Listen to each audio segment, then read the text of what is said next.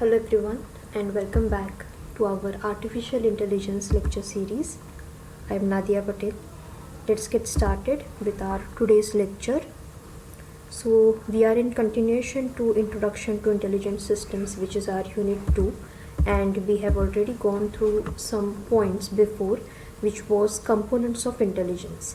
There are probably 5 components of intelligence which developers and researchers want to study from human intelligence and convert it to machine intelligence. So we have already covered 4 different types of intelligence, and today we will be speaking and focusing on the last but not the least type of intelligence, which is linguistic intelligence.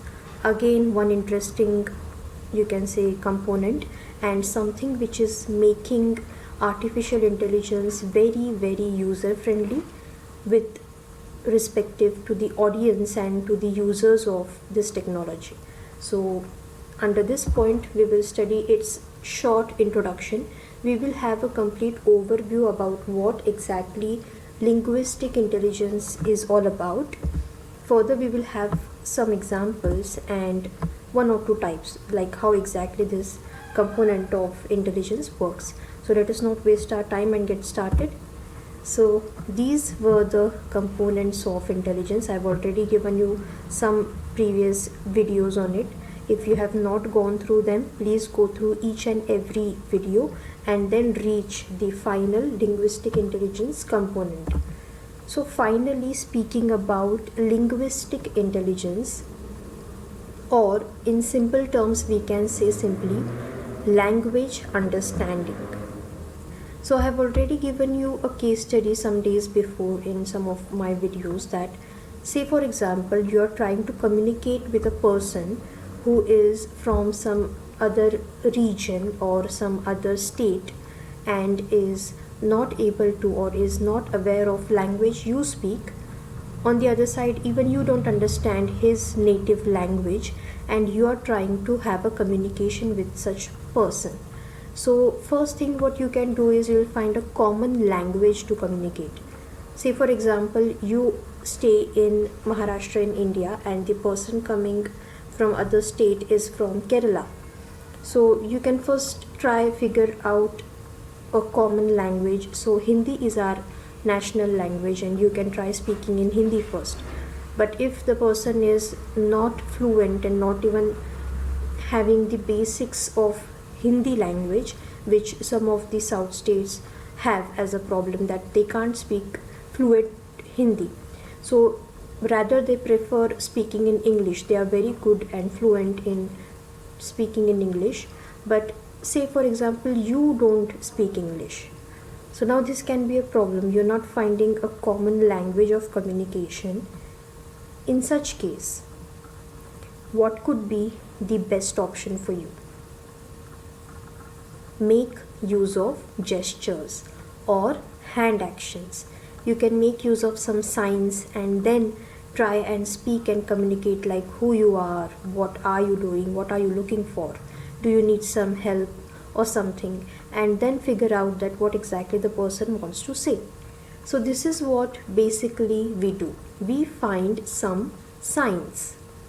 So now sign has got its own language. Sign language, which people who are less able use, is having its own syntax and semantics, or you can say its own norms or its own format. Certain symbols actually apply to certain sentences. Certain hand gestures have a certain meaning, like you can see the same in news. Some of the national news channels have in the inset or in the corner below the screen that actually interprets sign language, so that person who is less able can actually see and even understand what exactly the news is all about. So one thing which we find is a sign. So having a sign language makes it easier, but that sign language has a different norms, a syntax, a semantic. But when we try to communicate where both of us are not aware of the sign language, we can make use of some normal gestures of coming and going or asking of who you are and all sort of things. The same thing happens in technical terms. So what exactly is done? Computer is pre-fed with certain signs and symbols and certain grammatical patterns which help it analyze what exactly the grammar or what exactly the language is all about. So finally it is a technical communication. Now this technical communication can be between two devices, can be between human and a device, like Alexa. You command Alexa, you command Siri, you command any assistant present in your smartphone, you command Google Assistant, and it makes some small, you can say, courses or jobs done for you. But they do not have, these devices do not have a fluent communication with us. So you have to start asking with something and end you're asking with something like Alexa and then the command, maybe Alexa play the latest song. So this is the rule, or you can say norm, or the grammar from where Alexa will actually understand the person is commanding, and it is supposed to parse it through its databases, connect to Google server and internet, and give back the result. So this is what happens. So in this intelligence, the basic thing which is required is the device should understand our language, then interpret it, and then present some results again in our language. So language can be defined as a set of different system signs. Like I told you, if two persons having different languages known want to communicate, will make use of signs that justify their means using its method. Language understanding uses distinctive types of language over different forms of natural meaning. Like one example could be having same words but different meaning. Like we have certain words in Marathi and same words are in Telugu or Tamil but with a different meaning. Same thing can happen with France or Italy. They have certain words in common with us, but the meaning is different. So finding what the natural meaning is of the words which you're feeding is very important. One of the essential characteristics of language is humans' English language. So this allows us to differentiate between different objects. So with the use of meaning, we actually differentiate between two different objects. Again, if we are speaking about the same language can have certain words with different meaning. So there could be a word which has a different meaning in a different sentence. The same word can mean different in a different sentence. So this is how it works. AI is developed in a manner that it can easily understand the most commonly used human language, which is English. So the developers have globally accepted and decided on taking English as the main language and then designing the systems accordingly. So one example is reading traffic signboards. Now let us take this example, like how do we interpret traffic signboards or traffic signal boards, or even some signs or symbols near the roads. So this is one example where you can see different signs and symbols. Now these are the popular signs and symbols, but you can see some of the signs and symbols which are not common to us, like this. You will not see this signboard in India with this interpretation.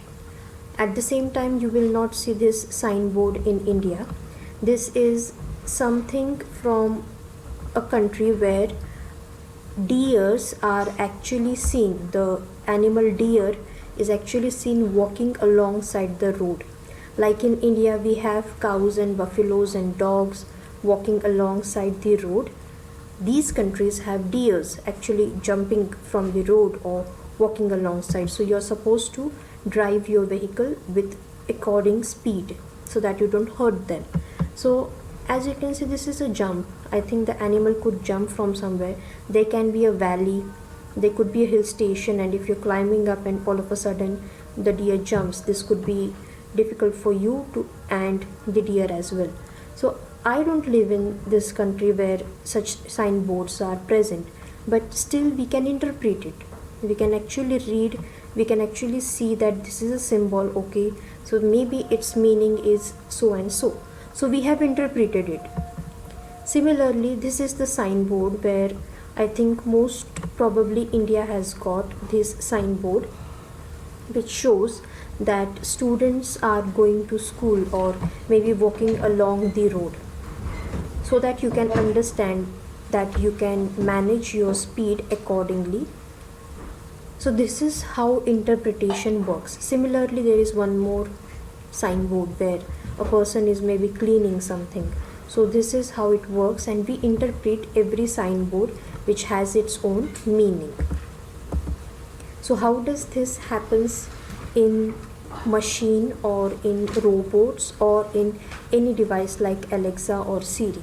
So this part of language interpretation, which is natural language interpretation or natural language processing, takes place in 2 to 3 steps, which is language processing, language understanding, and finally language generation. So language processing is altogether having 2 domains. So the big natural language processing has got natural language generation domain and the natural language understanding domain, and both of these are part of natural language processing. So now what exactly happens is, like, we interpret, we have our database. Now our memory, our intelligence, and some of past experiences and historic things help us interpret. Similarly, we need to first generate a huge amount of data which can probably cover almost all the syntax and semantics, grammar, meaning of words used in natural language like English. Create a database out of it. Further, you have to construct some algorithms which could be self-learning algorithm. Like I told you, a word in a sentence can mean something different. A word in a poetic conversation, or you can say poetic writing, can mean something different depending on the writing, the piece of work.